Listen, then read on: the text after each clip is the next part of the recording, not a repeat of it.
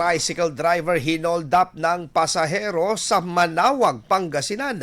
Para sa detalye ng balitang yan, kasama natin Idol Matthew Pacheco.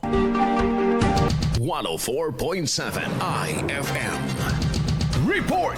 Isang 27 anyos na tricycle driver mula sa lungsod ng Ordaneta ang hinold up ng pasahero nito sa Manawag, Pangasinan noong Lunes, 16 ng Marso. Sa ulat ng pulisya, pauwi na sana ang biktima matapos magatid ng pasahero at sandaling huminto sa isang 24-hour store sa Manawag nang alukin siya ng lalaki na magpahatid sa paroroonan nito. Ngunit pagdating sa destinasyon, biglang naglabas ng kutsilyo ang sospek at tinangay ang 500 pisong halagang kita ng biktima. Tinangka pa umano nitong kunin ang susi ng tricycle ngunit nabigo. Agad naman na nagsumbong ang biktima sa pulisya. Mabilis naman na natukoy at naaresto ang sospek at nakumpiskan ito ng 0.10 gramo ng hinihinalang shabu, mga bala ng caliber 38 na baril at perang pinaniniwala ang ninakaw sa biktima. Naharap naman ngayon ng sospek sa kasong robbery hold-up at paglabag sa Comprehensive Dangerous Drugs Act of 2002 at maging sa paglabag sa Comprehensive Firearms and Ammunition Regulation Act.